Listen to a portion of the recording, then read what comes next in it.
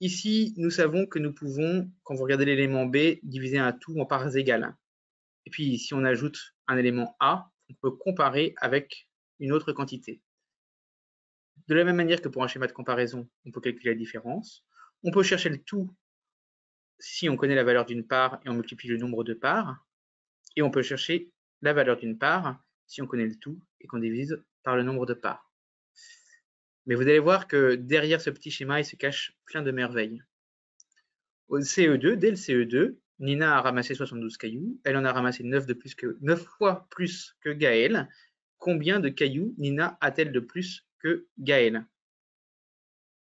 Alors ça c'est intéressant parce que quand on voit 2 plus, ben, beaucoup d'élèves se disent c'est une addition. Donc il faut bien se représenter la situation. Phrase-réponse, Nina a, c'est le nombre de cailloux que Nina a en plus que Gaël que nous cherchons, donc nous écrivons la phrase-réponse. Nous allons ensuite modéliser. Les cailloux de Nina, elle en a 72, ça on le sait. 9 fois plus que Gaël. Ah oui, donc ça veut dire qu'il faudrait qu'on divise la quantité de Nina en 9 pour obtenir la quantité de Gaël. Et maintenant, c'est la différence entre les cailloux de Gaël, de Nina et celle de Gaël qu'on cherche. Donc, on a bien 72 divisé par 9 égale 8, c'est la valeur d'une part. Mais ce qu'on cherche, c'est, et ici on visualise bien la différence, c'est la valeur de 8 parts. Ce qui n'est pas du tout évident quand on lit le problème sans avoir fait le schéma. Donc la réponse est bien 64. Puis vous voyez, on peut poser une autre question. Le nombre de cailloux ramassés en tout par les deux amis. Et bien là, ici, on a 72 plus 8, ça fait 80. Et qu'est-ce que ça fait 80? Ça fait 10 fois 8. Donc on aurait très bien pu mettre la part de Gaël comme une autre part à eux deux. Ils ont 10 fois 8 cailloux, 80. Au CM1, Idriss achète 3 concombres et un ananas pour 4,5 €. L'ananas coûte 1,50 €. Combien coûte chaque concombre? Chaque concombre, j'écris ma phrase réponse. Après avoir bien pris le temps de lire l'énoncé pour bien le comprendre. Et ensuite, je me pose la question, de quoi est-ce qu'on parle? On parle de concombre et d'ananas, et on va parler de leur prix. Donc, ici je mets concombre, ici je mets ananas, et je vais dessiner les modèles. Notez bien que ici c'est un modèle préexistant, donc les deux barres n'ont pas la même taille. Si j'avais demandé aux élèves de modéliser ce problème, je leur aurais demandé d'abord de faire une barre de même longueur pour le concombre et pour l'ananas, puis seulement ensuite d'ajuster la longueur de leur barre en relisant phrase après phrase l'énoncé. Donc Idriss achète 3 concombres. Ça veut dire que la barre des concombres, on va la diviser en 3 parties égales, puisque 3 concombres coûtent le même prix. Chaque concombre coûte le même prix. Et c'est d'ailleurs ce qu'on cherche. Donc je peux mettre le point d'interrogation. Et un ananas. Donc il faut que je dessine un ananas. Je sais que l'ananas, il a un certain prix, je ne sais pas lequel. Ah, si je lis la deuxième phrase, l'ananas coûte 1,50 €. Donc je vais écrire ici 1,50 €. Et puis ici, la question qu'on me pose, combien coûte chaque concombre? Donc je mets mon point d'interrogation. Et puis, si je relis bien mon énoncé, j'ai Idriss achète 3 concombres, un ananas pour 4,5 €. Où est-ce que je peux indiquer 4,5 €? Oui, je peux l'indiquer ici, c'est bien le tout. Donc maintenant, comment est-ce que je vais faire pour résoudre le problème? C'est pas si simple. Eh bien, je sais que je peux connaître le prix des 3 concombres. Si je fais 4,5 € moins 1,50 €, j'aurai la quantité de la barre verte. Et ensuite, je n'aurai plus qu'à diviser par 3. Vous voyez comment la modélisation permet de bien voir. 4,50 4,05 moins 1,50 €, ça fait 2,55 €. Donc, c'est le prix de 3 concombres. Si je divise 2,55 par 3, j'ai 0,85. J'ai enfin la réponse à ma question. Question en plus, la différence de prix entre un ananas et un concombre. Ah bah maintenant c'est simple. Ici j'ai mon concombre, ici j'ai mon ananas. Je visualise bien que entre cette barre-là et cette barre-là, il y a une différence. Et que pour la trouver, je vais faire une soustraction. Je vais faire le prix de l'ananas, 1,50 €, moins le prix du concombre, 85 centimes. Je continue à avancer. Vous allez voir qu'on va retrouver un problème un peu du même type. Un week-end à Rome coûte 1 600 € pour 2 adultes. Le même voyage pour 6 enfants coûte 3 900 €. Quelle est la différence entre le prix du voyage pour un adulte et le prix du voyage pour un enfant? Je relis l'énoncé, je fais bien attention. Peut-être que je vais supprimer les données numériques. Un week-end à Rome coûte un certain prix pour 2 adultes. Et puis, il coûte un autre prix pour 6 enfants. Je cherche le prix d'un voyage pour un adulte et le prix d'un voyage pour un enfant pour connaître leurs différences. Donc, j'écris ma phrase réponse. Le voyage pour adulte coûte plus que le voyage pour enfant. Et ensuite, je vais modéliser.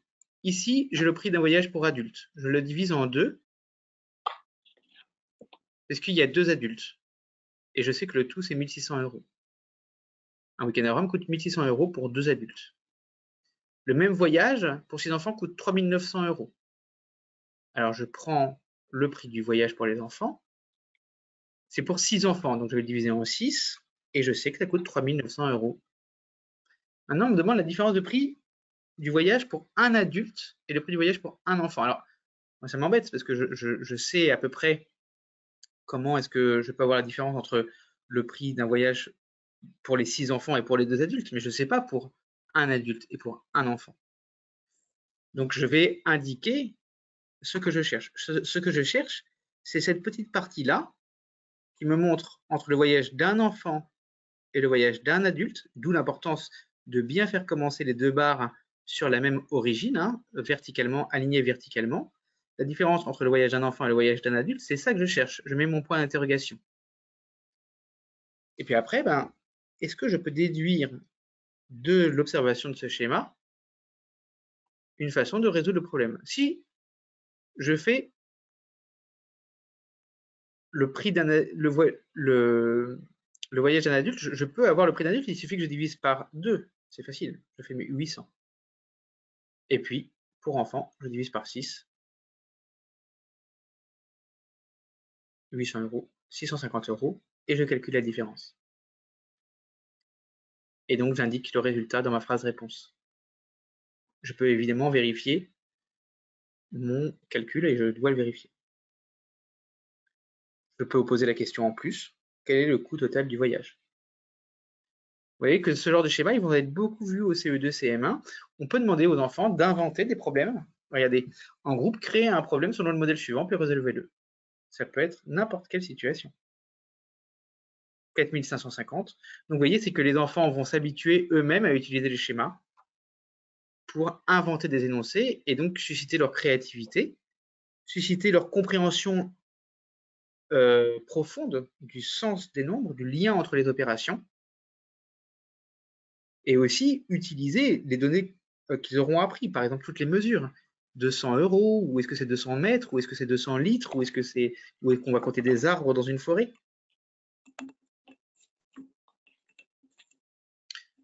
Alors, encore plus compliqué, les fameux problèmes avant-après.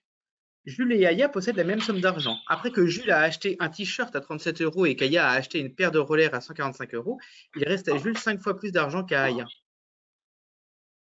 Pas simple. Déjà, c'est pas simple de se représenter les situations. Quelle somme d'argent chacun possédait-il au départ? Bon, on relit l'énoncé, on enlève les données numériques pour ne pas être troublé, et puis qu'est-ce qu'on cherche? On cherche l'argent que Jules avait et l'argent que Aya avait. Donc on a deux chiffres à donner. Donc maintenant, de quoi parle-t-on? De qui parle-t-on? On parle de Jules et d'Aya. De quoi parle-t-on? On parle de leur argent. Donc, on va écrire ici Jules, Aya, et chacune des barres va représenter leur argent. C'est un problème avant-après, et ça permet d'introduire quelque chose que je n'ai pas présenté jusqu'à présent, ce sont les pointillés. Tout à l'heure, j'ai parlé de gomme, j'ai parlé de façon d'ajuster les barres. C'est assez vite utile d'introduire pour vos enfants l'idée de pointillé qui indique l'idée de modification d'une situation. Il y a une situation initiale, il y a une situation de départ. On peut effectivement utiliser la gomme, mais ce qui est bien avec les pointillés, c'est qu'on garde la trace des modifications. Et vous allez voir que dans un problème comme ça, c'est particulièrement utile. Là, par exemple, c'est vraiment très compliqué, je ne vois pas du tout comment je vais résoudre ce problème. Je sais que Jules et Aya possèdent les mêmes sommes d'argent, donc je dois faire deux barres qui ont très exactement la même longueur. Jules a acheté un t-shirt à 37 €, donc forcément, il a perdu de l'argent, donc je vais diminuer de 37 € sa part. Et puis, Aya, elle a acheté une paire de rollers à 145 €. Oh là là, elle a acheté quelque chose de cher, donc on va diminuer plus encore sa partie, 145 €. Et puis, donc c'est important de rester à peu près proportionnel, même si on ne va pas du tout être précis. 37 €, il faut quand même que l'enfant ait compris que c'était bien inférieur à 145. Maintenant, on se retrouve devant ces deux nouvelles barres, la barre verte et la barre jaune. Et qu'est-ce qu'on nous demande? Alors, après que Jules a acheté un t-shirt à 37 €, ça j'ai barré, j'ai fait. Kaya a acheté une paire de rollers à 145 €, ça je barre parce que j'ai fait, j'ai légendé mon schéma. Il reste à Jules 5 fois plus d'argent qu'à Aya. Donc, je vais couper ma barre verte en 5 parties, que vous voyez ici. Et j'ai donc mon schéma ici. Maintenant, quelle question me pose déjà Jules? Quelle somme d'argent chacun possédait-il au départ? Donc, il y a l'argent de Jules, puis il y a l'argent d'Aya. Alors là, vous voyez, si on observe le schéma, et simplement si on observe le schéma, on se rend compte que, et c'est là où c'est important d'avoir gardé la trace de nos dessins, c'est là où c'est important d'avoir dessiné les barres unités que je vous décrivais au début, que si on fait 145 moins 37, eh ben, on va avoir cette quantité-là. On va avoir les 4 parts que Jules a en plus d'Aya. Puisqu'au début, ils avaient la même somme de départ, en fait, finalement, c'est logique. Ce qu'il a en plus, c'est ce qu'il a dépensé en moins. Donc, ici, il a 4 barres. Puis maintenant, on se dit, ben, en fait, si je cherche l'argent de... Si j'ai cette différence, je vais avoir la valeur de 4 parts. Donc, je commence à pouvoir planifier mon programme. Je vais d'abord calculer la valeur d'une part. 145 moins 37, c'est égal à 108. Donc, 108, c'est la valeur d'une part. Ça fait ce qui est compliqué dans notre programme, c'est qu'on ne sait pas du tout quel argent ils avaient au départ. Si ça se trouve, ils avaient 10 000 €. On n'en sait absolument rien. Donc, on a 108 et on a la valeur d'une part. Ah ben, maintenant, on fait 108 divisé par 4. On a 27. Et donc, à partir du moment où on a 27, eh bien, la suite du problème est très simple. Puisque on peut dire que Aya, elle a la valeur d'une part, elle a 27 €. Il lui reste 27 €. Et puis, ah d'ailleurs, je me suis trompé dans la résolution du problème. Autant pour moi, je me rends compte. Mais c'est pas grave, on va y arriver. Aya avait 27 €, ok? Donc en fait, c'est pas Aya avait 27 €, c'est Aya a 27 € maintenant. Je vais corriger tout de suite sur ma présentation. Aya a 27 €. Jules a 4 fois 27 €. Hop, je reprends. Autant pour moi.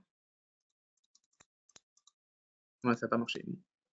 Aya a 27 €. Jules a 35 €, puisqu'il a 135 €, puisqu'il a 5 fois 27.